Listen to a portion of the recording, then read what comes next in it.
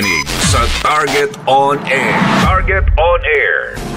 Eto, muling lilitisin mga kaibigan ng lower court si dating Senador Leila de Lima, mga kaibigan, matapos pong ipawalang bisa po ng Court of Appeal yung kanyang kaso dyan po sa Muntinlupa Regional Trial Court. At siguro mamaya kumausap po tayo ng mga ilang eksperto pagdating po dun sa kaso ni dating senador at nanalong party list, mga kaibigan. Eto, basa muna tayo ng mga ilang comments sa ating text line 0927-861-1921 at ipoproklama na, Karex, yung nanalong 12 senador. Napakataas ng bilang ni Senator Bongo, no? Halos, tama ba, nasa 26 o 27 million. Napakalaki ng agwat, Eto nga, cambio tayo ng paksa. Dumayo tayo sa Baguio City at ating kausapin, nasa linya ng ating komunikasyon si Mayor Benji Magalong.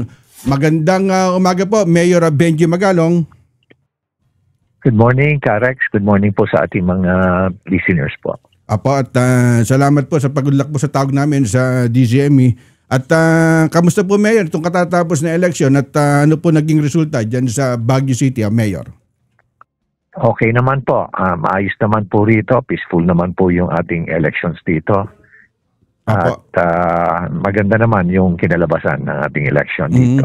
Na lumalabas na talagang matatalino at smarte po ang ating mga botante rito sa siyudad ng Baguio at talagang naniniwala po sila sa good governance po.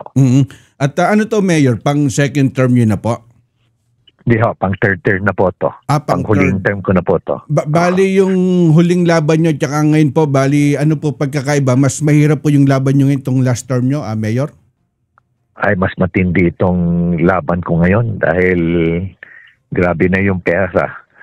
Bumaba, first time na bumahari ito sa Baguio ng pera. Apo. Nakakalungkot na yung ibinaha nilang pera rito. Ito yung election money na pera ng taong bayan. Pera ng mga botante ito, pera ng mga taxpayers money itong ginamit nila. Kaya mas mayaman pa sila pagkatapos nito. Kasi yung mga perang ninakaw nila sa taong bayan, buong buo pa yun dahil ang ginamit nila pera ng gobyerno, pera ng taong bayan. Apo, at pangalawa ngayon lang nangyari ito na matinding kasinungalingan ang ginawa. Napaka-immoral at napakasinungaling, napaka-malisyoso ang ginawa nila para manira ng isang kandidato. Dahil dito sa lapang ko sa korupsyon, gusto nila palabasin na ako pa yung korap. Anyway, nagsalita naman yung taong bayan, kaya lalabas din ang katotohanan na puro kasinungalingan at napaka-korap nila. Apo, at kaya ko natanong yan, Mayor, kasi kayo po yung lumaban sa gobyerno para expose po yung sinasabing korupsyon pagdating po doon sa mga financial assistant, at bihira po yung kagaya nyo na Mayor na tumitindig po laban sa gobyerno. Kumbaga, ang nagbenepisyo po niyan, yung inyong mga kababayan dyan sa Baguio City na nakita nila kung paano po winawaldas ang pera ng gobyerno, Mayor. Tama yan, Karex. Ang nakakalungkot dito is marami pa rin bulag tayong mga kababayan na sisilaw sa bigay-bigay lang ng ayuda. At parang utang na loob pa nila na nabigyan sila ng ayuda na dapat hindi naman dahil pera naman nila yan. Tama po. Pangalawa, ang ninanakaw hindi lang milyon billion na. Alam mo kung 1 billion ang ninanakaw mo taon-taon. Ang ninanakaw mo is 2.7 million a day. Apa.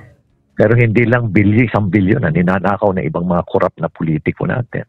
Ang ninanakaw nila, may nagnanakaw dyan ng mga 3 billion, 5 billion, 10 billion Apa. kada taon. Meron pa siguro 20 billion kada taon. Kaya isipin mo na lang, yung sobrang takaw na nila, sobrang kasopangan pa nila. Wala silang pakialam kung ano mangyayari sa bansa natin. Apa. Mga utang tumataas. Tumataas yung ating ekonomiya naman, hirap na hirap din. Para naman, siyempre ayaw din nilang mag-invest sa isang lugar na napaka-corrupt.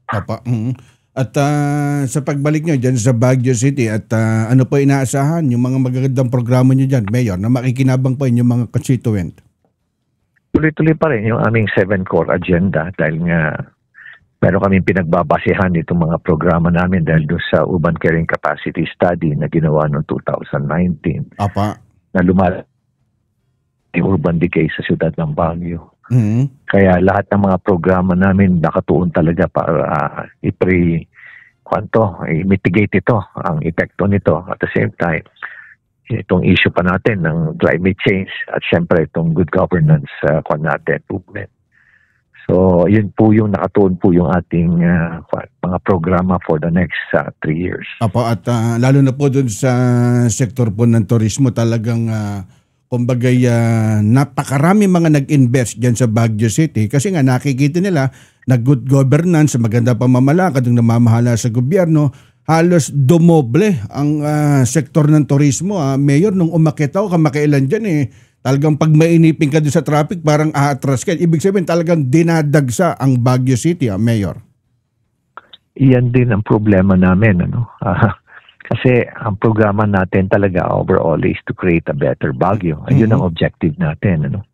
Kaya lang when you create a better Baguio, when you improve Baguio's condition, in-enhance mo yung kanyang mga tourism mga tourism sites and at the same time, yung mga programa namin, lalong tumadami ang tao. Ang problema naman namin, na lalong challenge na naman sa amin to dahil nga siyempre apektado yung aming environment, apektado yung traffic situation dito at tumataas din ng local irritability. Kaya you have to strike a balance. Kung minsan nga naiisip ko, huwag na natin pagandahin ng Baguio para wala nang taong pumunta rito. Kaya lang, hindi naman pwedeng ganon, di ba? Number kaya hindi mo mapigilan ng tao. Tourist spot yung Baguio City at kami every month laging umaahon dyan, pumupunta dyan sa Baguio City. Nakikita namin yung development, kumbaga maganda ang tinatahak ng landas ng pamumuno nyo dyan sa Baguio City, Mayor. Kaugnay naman po dun sa peace and order dahil dati po kayong PNP General. Kumbaga talagang i-support na po natin pagdating po dun sa hanay ng Philippine National Police. Malaking tulong po yan na Mayor. Well, napakalaki na ng pinaba nitong crime ay yung crime incident natin dito. In fact, pumaba na as much as 54 to 57%. Apa. Ang ating baseline data kasi is yung 2019, pre-pandemic. So makikita mo na talagang napakatahimik ng Baguio, very safe ka, maski na 24/7, mag-ikot ka rito. Apa. Tunya, pag may mga special events karami, dati-rati, daming pickpockets, daming mga theft cases.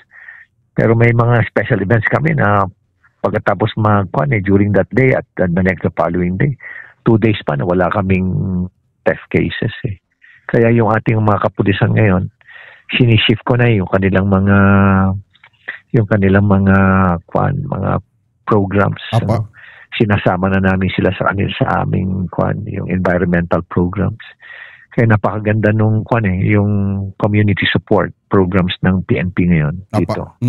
Dahil nakakasama namin sila sa mga protection ng environment, cleanliness program, sanitation, pati sa health, kasama namin sila.